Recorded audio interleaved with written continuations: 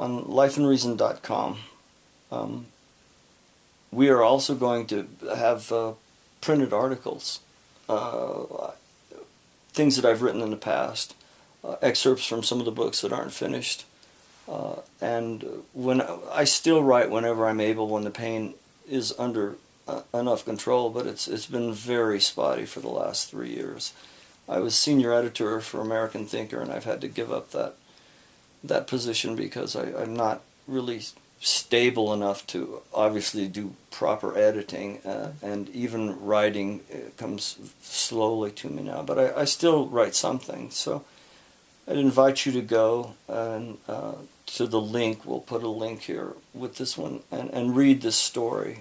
And I'll tell you, let me just tell you what happened. No, I don't know if I can. It's too emotional. I'll try. You'll have to try. I can't. I want to really back up, bring my head up, but I can't do it. I can't bend this part of my back at all. So I have to just bend this part. I became, about 3 years ago, I became highly hypergesic, which means the narcotics didn't work anymore. Which, you know, we knew was coming because I have a pain pump right here. I should show you a picture of that someday. Well, about 3 years ago, it was clear that I was going to have to go off all narcotics and clear my system. And there's been some remarkable changes in medicine. So I had to go through the withdrawals, and I've been through withdrawals probably 7 or 8 times in my life. It's just what happens to chronic pain people is you get a different doctor, or the medical or the DEA will get nervous or something, and then all of a sudden they'll cut off your pain medication for a few months, and it's not pleasant.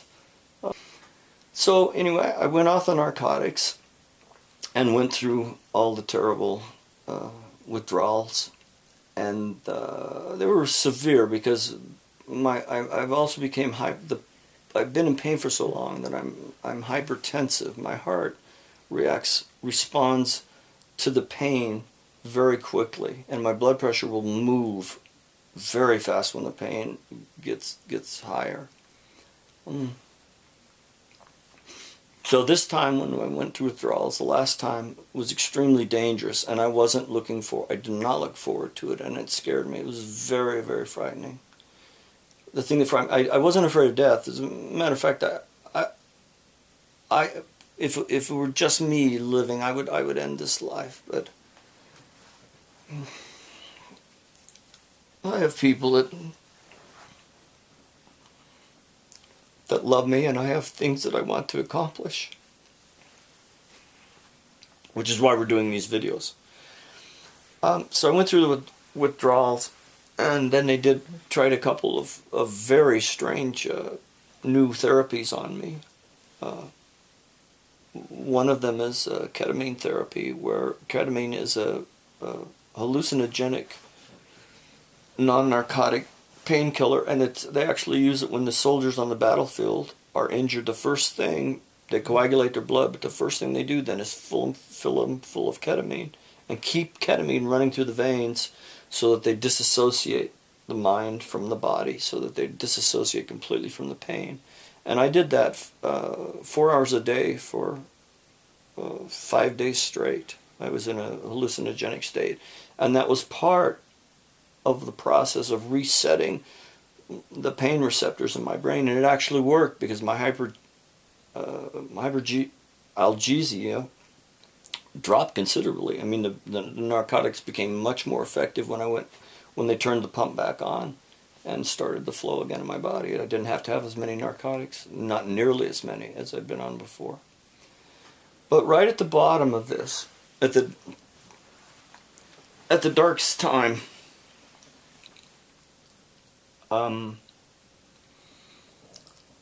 my heart was failing. I could feel it failing. And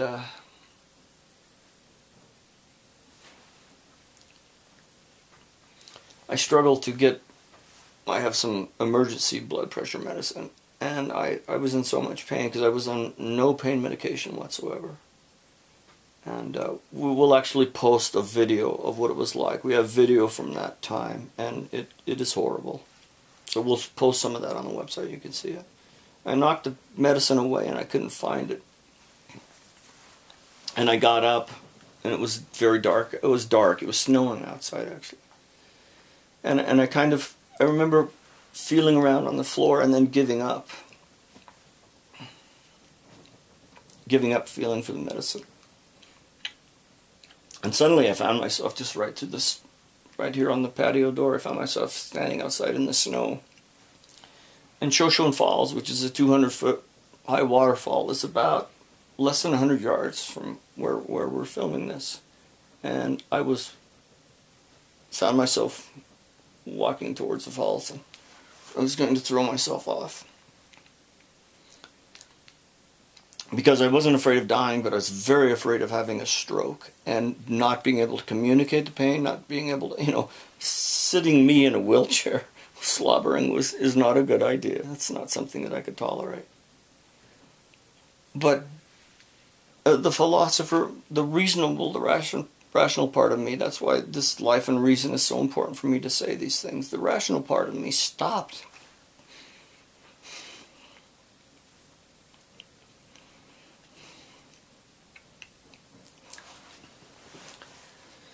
And it's like a voice, a still small voice.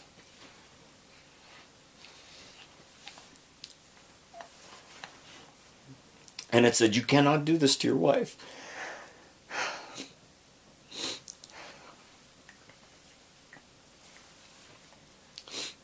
Your family won't be able to find the body, maybe for days.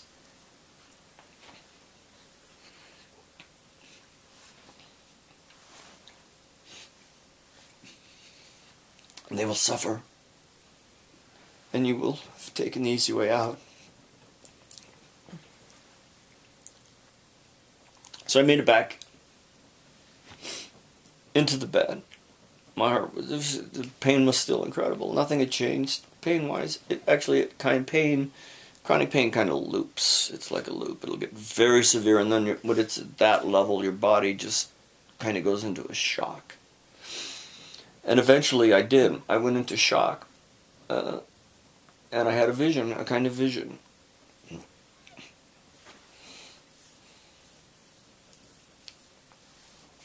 And the voice, I remember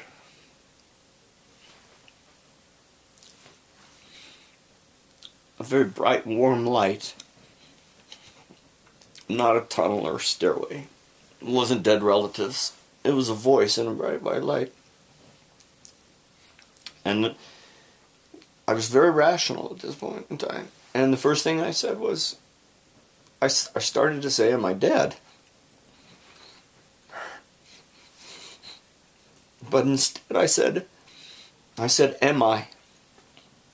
And the voice interrupted me and it said, "Of course you are."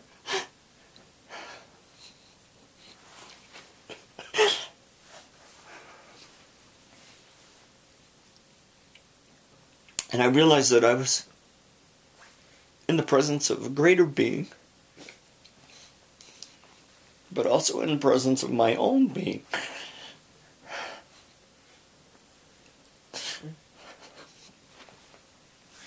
That I am, that I have a soul.